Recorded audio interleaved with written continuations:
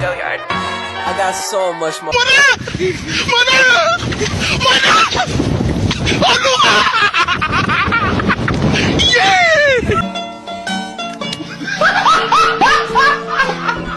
Are you ready, kids? Aye, aye, Captain! I can't hear you. Aye, aye, Captain! Oh!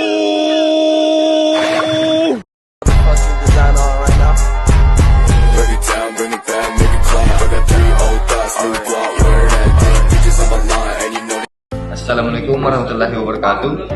Perkenalkan, nama saya Muhammad Fajri dari jurusan Manajemen kelas MS107. Saya akan menjelaskan mengenai inflasi dan peran uang. Pertama, kita harus mengetahui apa itu inflasi.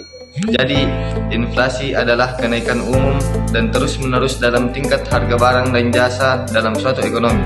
Ini mengakibatkan berkurangnya daya beli uang, sehingga setiap unit uang membeli lebih sedikit barang atau jasa. Selanjutnya, kita harus mengetahui apa peran dari uang itu sendiri.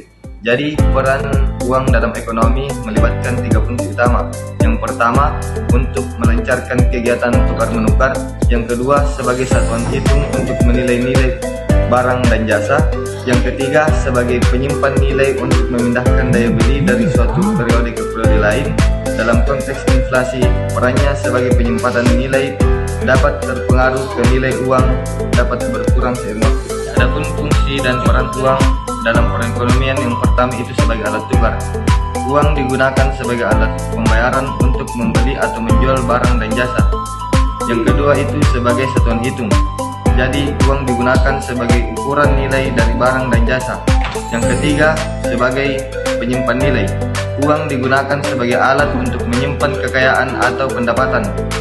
Yang keempat yaitu sebagai standar pembayaran.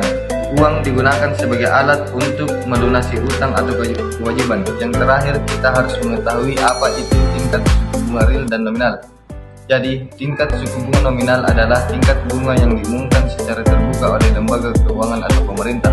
Ini adalah tingkat bunga sebelum memperhitungkan inflasi atau deflasi dalam ekonomi. Di sisi lain, tingkat suku bunga real memperhitungkan tingkat inflasi untuk memberikan gambaran yang lebih akurat tentang daya beli sebenarnya dari dana yang diinvestasikan atau dipinjamkan. Baik, itulah mungkin penjelasan singkat dari saya. Kurang dan lebihnya mohon dimaafkan. Assalamualaikum warahmatullahi wabarakatuh. bring it back, make it clap. I got 3 old thoughts, new guap, where that dick.